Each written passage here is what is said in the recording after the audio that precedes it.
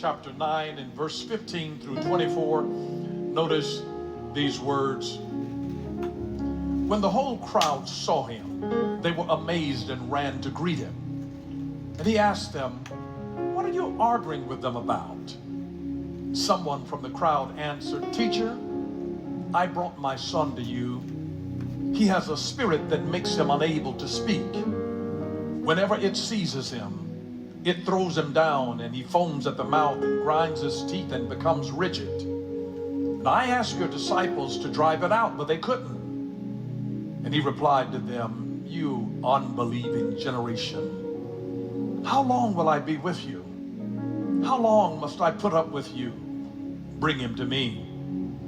And so they brought the boy to him. And when the spirit saw him, it immediately threw the boy into convulsions. And he fell to the ground and rolled around, foaming at the mouth.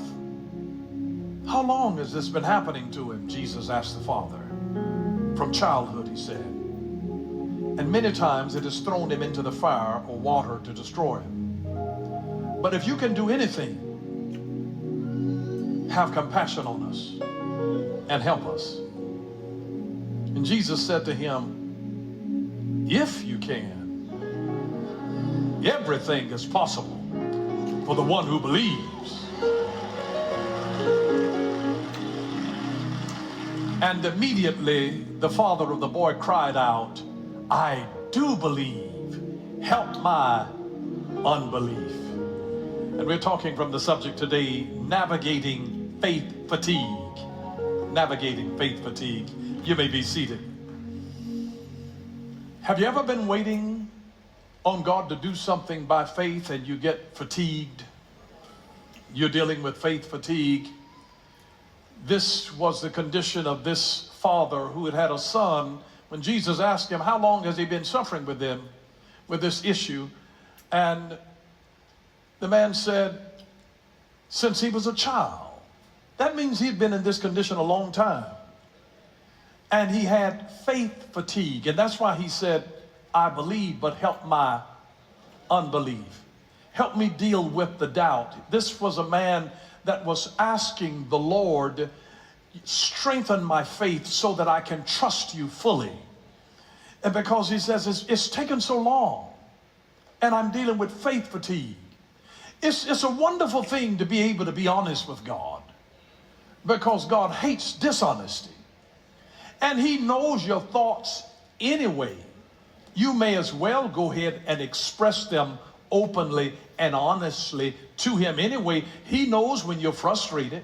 He knows when you're angry. He knows when you're feeling as though you're losing faith and losing control of your situation. You may as well just be honest with God, because he knows the real deal anyway. He sees us in our most vulnerable time. He understands our frustration. He identifies with our weaknesses when we are there. But I want you to notice that this happened right after Jesus had just come down from the mountain of transfiguration, where Moses and Elijah appeared with him, and he had taken his beloved disciples, Peter, James, and John, with him. He comes down the mountain out of the realm of the Spirit of the glory of God that has just come in such a magnificent way.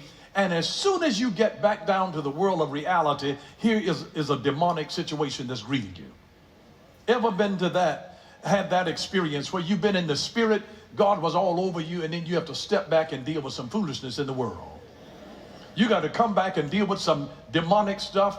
Your child is acting out, foaming at the mouth, doing all kind of crazy stuff, and you realize, here, I've just been in the realm of the Spirit, and I come down the mountain, and I got to deal with this.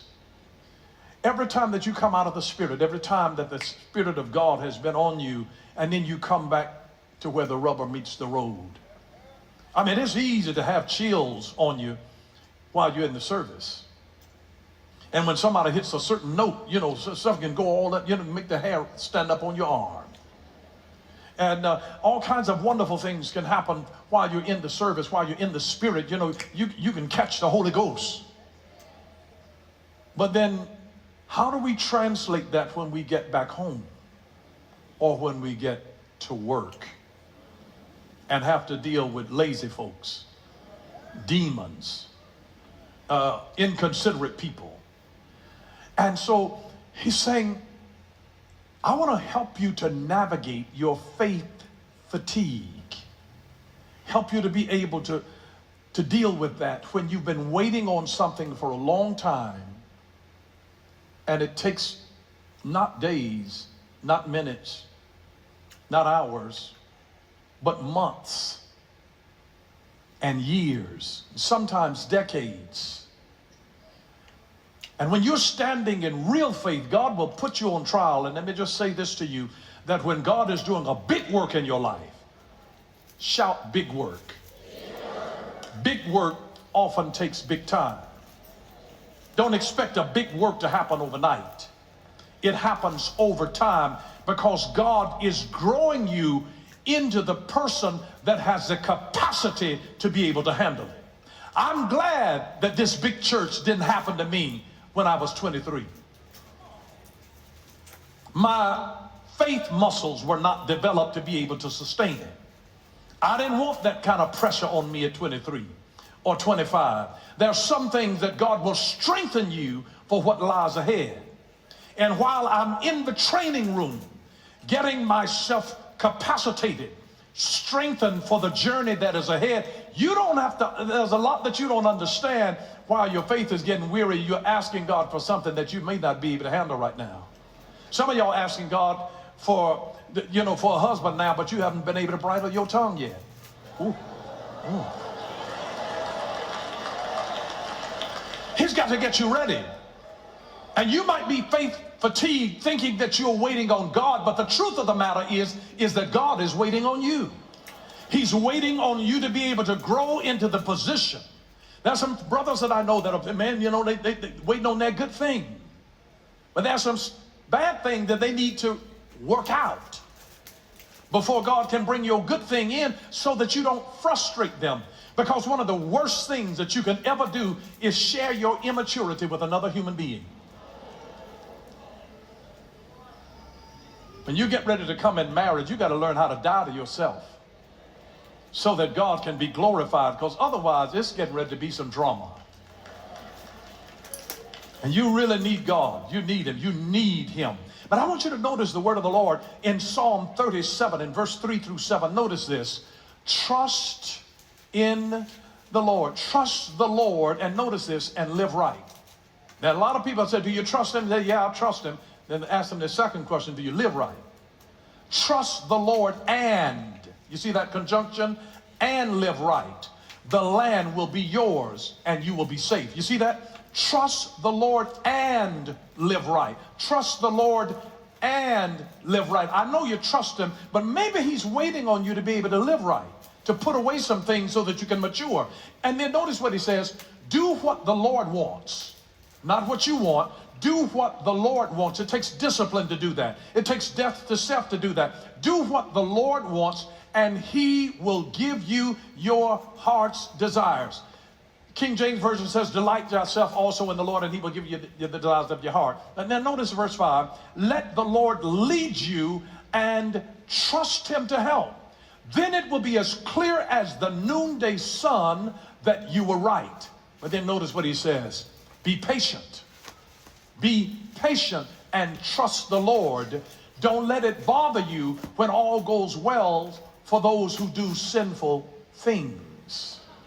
You got to just mind your business and stay in your lane, because it looks like they got things, but really the issue is that things have them.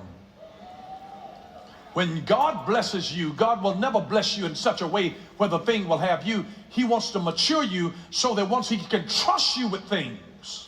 God's looking for people not merely who trust Him. God is looking for people that He can trust to be able to give you something, so that you don't get the big head and start walking around with pride like, look what I did. God is looking for people that He can bless in such a way to say, I know this is the Lord's doing. It is marvelous in our eyes. What a blessing it is when you get blessed by God and then you point to the one that you know who did it. I love that about Brother Anthony from This Is It. He gives God the glory. He gives God the glory for what God has done in his life. God is a good God. He